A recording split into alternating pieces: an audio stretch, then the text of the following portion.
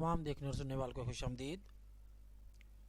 इस ट्यूटोरियल में हम एडोबी फोटोशॉप में किसी ऑब्जेक्ट या टेक्स्ट के गिर्द जो आउटलाइन वाला इलाका होता है उस हिस्से पर या उस पोर्शन पर हम किस तरह से मुख्तलिफ इफेक्ट अप्लाई कर सकते हैं, इस पर हम काम करेंगे और देखेंगे कि हम किस तरह से खूबसूरत इफेक्ट तैयार कर सकते हैं। इसके लिए हम चाहे तो इंग्लिश टाइपिंग के वर्ड यूज़ कर सकते हैं, चाहे तो इन पे हम उर्दू भी ला के काम कर सकते हैं।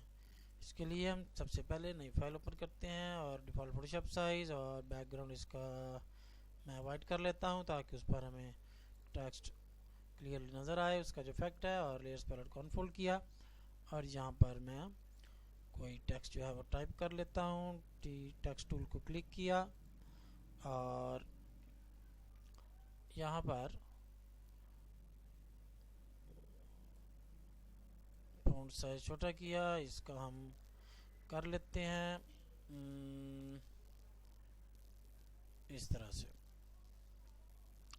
जी इस तरह से कर लिया और इधर क्लिक किया, ये मूव टूल सेलेक्ट किया, फिर दोबारा टेक्स्ट टूल सेलेक्ट किया, फिर इधर क्लिक किया, फिर एस, फिर मूव टूल, फिर इधर क्लिक किया टेक्स्ट टूल पर, फिर इसके अंदर कैनवस के अंदर आई और मूव टूल, टेक्स्ट टूल और खाली जगह पर क्लिक किया टेक्स्ट टूल से और एम। जी ये मैंने इसलिए अलग-अलग से क्लिक किए हैं ताकि यहाँ हमारे पास ऑटोमेटिक अलग-अलग लेयर्स आ जाएं और हम अपना काम जो है उस पर अलग-अलग लेयर्स पर इजीली कंट्रोल कर सकें। अच्छा जी, हम इसको ऐसे करते हैं कि इनको मैं अलाइन कर लेता हूँ। तो यहाँ पर चूँकि ऑटो सेलेक्ट लेयर ऑन है, इसलिए जिस भी यहाँ मैटर पर मैं क्लिक करता हूँ जो भी उसकी लेयर है वो ऑटोमेटिक सेलेक्ट हो जाती है। इन सब को हम एक को सेलेक्ट कर लेता हूँ और बाकी सब को क्लिक कर लेता हूँ और इसको मैं मूव टूल सेलेक्ट किया और इसको हम जी इसको बल्कि बॉटम लाइन करते हैं जी इस तरह से, और बॉटम लाइन कर लिया। और अब हम इस तरह करते हैं कि इसका क्लिप ऑफ किए इनके और शिफ्ट की से थोड़ा सा मैं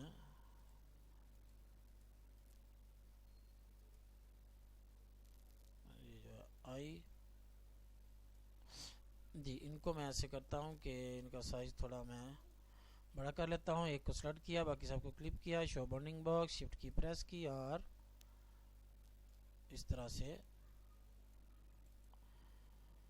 शो बाउंडिंग बॉक्स ऑफ, उनके ऊपर एंटर किया तो वो हमारा जो साइज था वो कंफर्म हो गया, ओके हो गया। और इसको हमने शो बाउंडिंग बॉक्स ऑफ की और क्लिप भी इनके ऑफ कर दी। अब ये अलग-अलग लेयर्स है हमारे पास।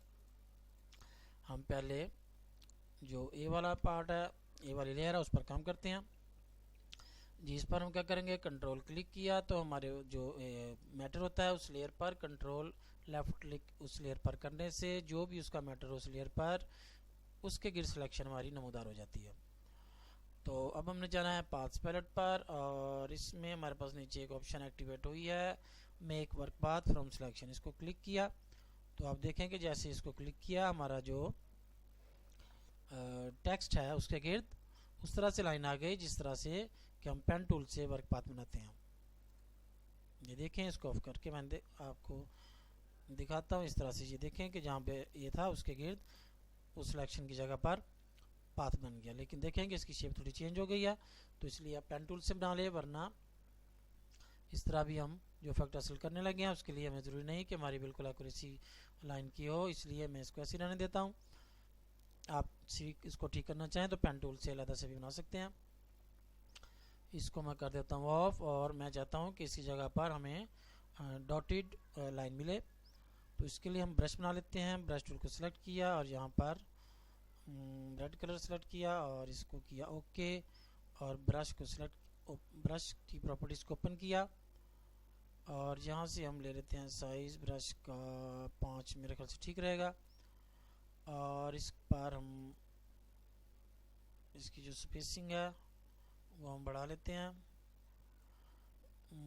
ये ठीक रहेगी। और इसकी जो शेप डायनामिक्स उसमें हमने क्या करना है, साइज जिटर अगर करना है तो साइज़ उसका चेंज मेरे ख्याल से कर लेते हैं 50% के करीब जी। 50% हो गया। और एंगल तो उसका चेंज नहीं होगा क्योंकि ये राउंड शेप में है।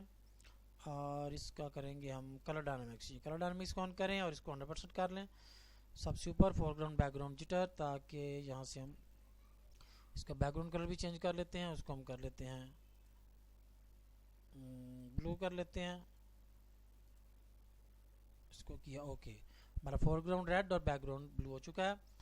तो अब हमने क्या करना है कि ये हमारा ब्रश बन गया। हम आएंगे पेन टूल पर। पेन टूल पर आए और राइट क्लिक किया अपने पाथ के ऊपर, लेयर हमने जो न्यू लेयर ऐड की थी उस पर, और इसमें हमारे पास ऑप्शन है जो मेन्यू पॉपअप हुआ। राइट क्लिक यहाँ पर करने से याद रहे कि यहाँ हमने पेन टूल सेलेक्ट किया है और इसके ऊपर राइट क्लिक किया है, तो हमारे पास स्ट्रोक पाथ की ऑप्शन आ गई। इसको स्ट्रोक पाथ की ऑप्शन को ओके किया तो हमारे पास टूल की जो लिस्ट थी वो इस तरह ओपन करने से आ जाएगी। हमने चूँकि ब्रश पे अपनी सेटिंग सेट किया, लिहाजा हम ब्रश यहाँ सेलेक्ट करके और इसको ओके करेंगे, और जो उसका पाथ था पाथ पैलेट में जाकर उसको हम ड्रैग करके ये डिलीट किया और हमारा जो इफेक्ट था वो तैयार हो गया। देखें कि हमारा इफेक्ट तैयार हो गया इस तरह से। जहाँ पर उसका वो आउटलाइन वाला एरिया था वहाँ पर उसने डॉटेड लाइन रेड और ब्लू के जो कलर थे वो यहाँ से 100% भी लिए हैं और फिर उनको आपस में मिक्स भी करके उसने हमारे सामने कैनवस पर अप्लाई कर दिए। अच्छा जी, ये था हमारा एक स्टाइल। अब हम आते हैं दूसरे पर, बल्कि ये को मैं डिलीट कर देता हूँ जी। अब है हमारा एस को क्लिक किया और इस पर अब हम क्या करते हैं कि यहाँ से एक और ब्रश भी लगा के देखते हैं सॉरी। इसके लिए हम ब्रश टूल को सेलेक्ट किया, यहाँ से कलर डायनामिक्स ऑफ कर दी और शेप डायनामिक्स, बल्कि ब्रश टिप शेप जो है उसकी हम उसमें यहाँ पर होगा जी ये स्टार है, इसको स्टार्ट कर लेते हैं और इसका डायमीटर थोड़ा कम करते हैं और इसकी जो स्पेसिंग है हम वो बढ़ा लेते हैं इस तरह से, और उसकी जो डायमीटर है वो और थोड़ा कम कर लेते हैं इस तरह से, और कलर डायनामिक्स ऑफ कर दिया। अब ये रेड कलर के सिर्फ हमें स्टार मिल जाएंगे इसके। अब हम क्या करेंगे, पेन टूल सेलेक्ट किया, नहीं सॉरी, इस पर अभी हमने जी पाथ पैलेट में जाएंगे और यहाँ से ये बटन हम जो है make work path from selection, इसको ओके किया और लेयर्स पैलेट पे वापस गए।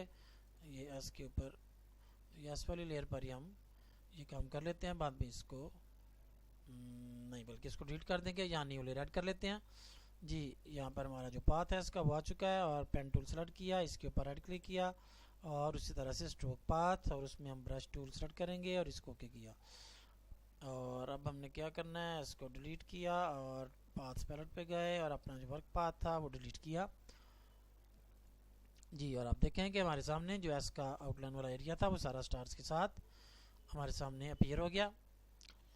और इसमें मज़ीद हम जी एक और तरीका भी, इसमें दो बल्कि और तरीके भी हो सकते हैं, मैं दोनों ही आपको बता देता हूँ कि हम कोई ऐसा इफेक्ट हासिल करना चाहें जैसे लगे कि किसी कपड़े पर कोई चीज़ उसकी सुई धागे से उसको जिस तरह टांके लगाए जाते हैं उसको या कढ़ाई की जाती है, उस तरह का इफेक्ट देने के लिए।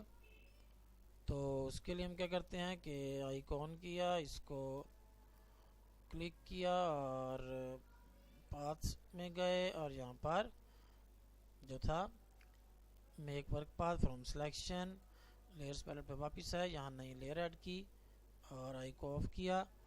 और अब हमने ब्रश बनाना है इसके लिए जिस तरह से कि ये सुई धागे से टांके लगाए गए हों, तो इसके लिए वो सीधे टांके जो हमने बनाने हैं उसके लिए हम कोई सादा सा ब्रश बना लेते हैं। फाइल न्यू फाइल खोली, वो उसका साइज रख लें 1 inch by 1 inch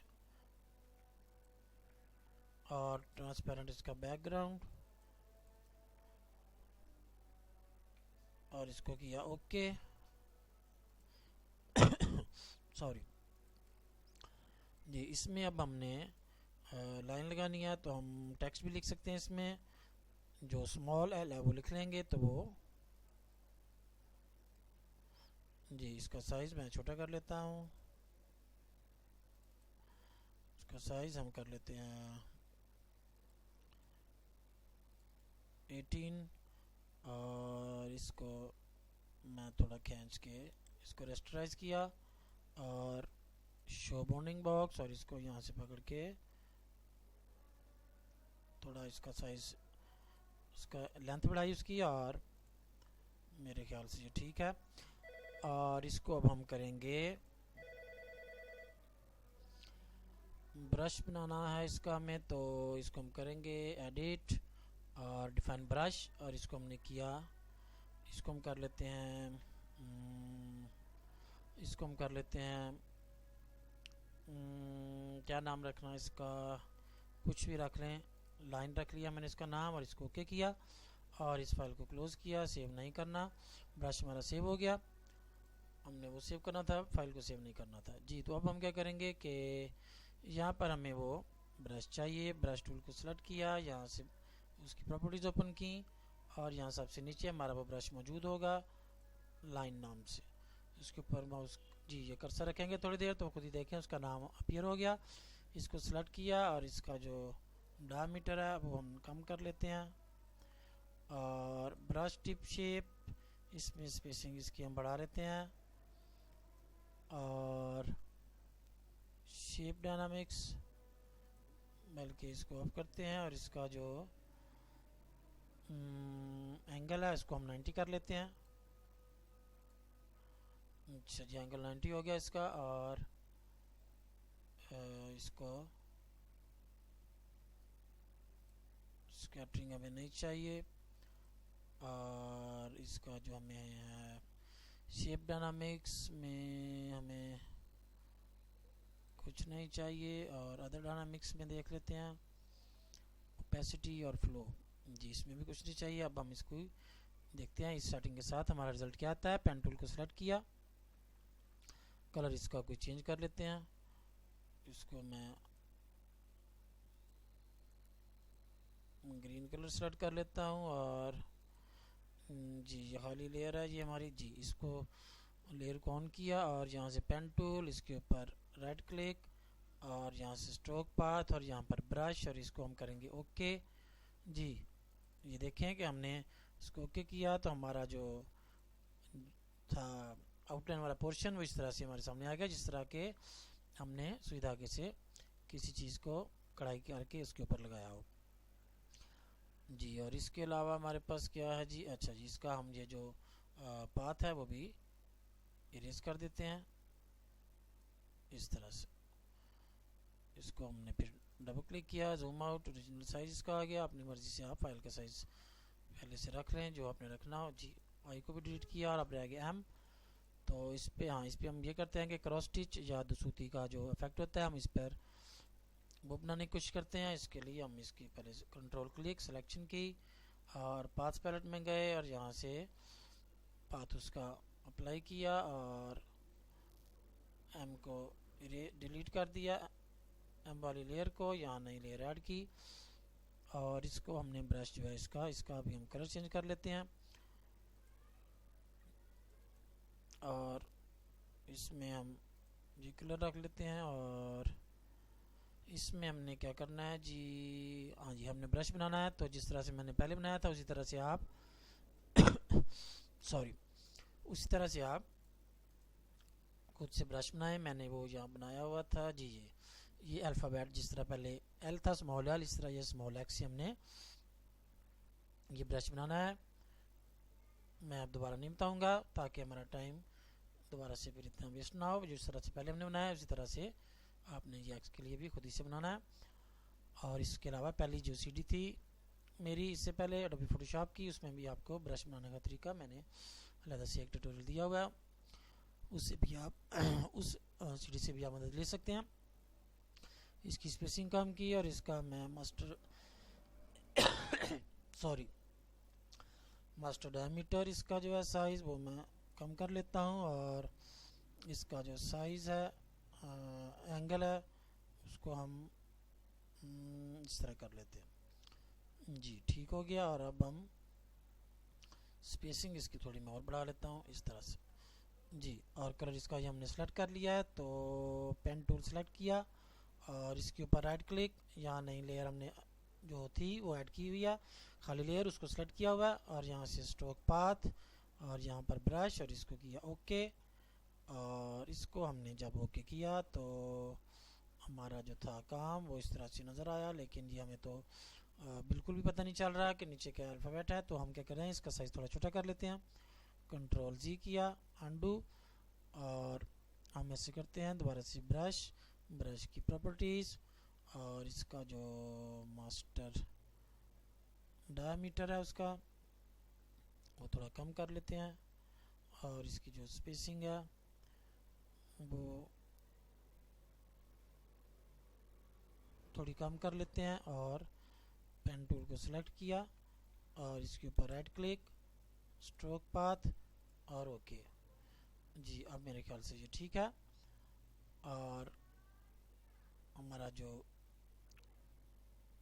cross stitch का इफेक्ट था वो इस तरह से हमारे सामने आ गया। इसी तरह से पाथ पैलेट पे जाएंगे और जो वर्क पाथ हमने बनाया था उसको डिलीट कर देंगे, और डबल क्लिक किया जूम टूल पे, और हम जूम आउट होकर ओरिजिनल जो साइज़ था हमारा फाइल का वो हमारे सामने। और इस तरह से आपने देखा कि हमने कितनी आसानी से एडोबी फोटोशॉप में जो आउटलाइन वाला पोर्शन था हमने बगैर पेन टूल इस्तेमाल किए, पेन टूल की कुछ ऑप्शंस को इस्तेमाल किया, और हमारे पास एक खूबसूरत जो स्टाइल था टेक्स्ट के लिए वो तैयार हो गया। इस तरह से आप इंग्लिश पे भी ये कर सकते हैं, कोई शेप बनाकर भी कर सकते हैं, और इंग्लिश अल्फ़ाबेट्स के अलावा उर्दू के जो अल्फाज हैं वो भी आप इन पेज से एडोबी फोटोशॉप में लाकर उन पर भी मुख्तलिफ़ किस्म के ईद मुबारक के या शादी मुबारक के या इस तरह के मुख्तलिफ कार्ड्स बनाने हों तो उनमें भी आप ये इफ़ेक्ट इस्तेमाल कर सकते हैं। उम्मीद है कि ये ट्यूटोरियल आपको पसंद आया होगा। फिर मिलते हैं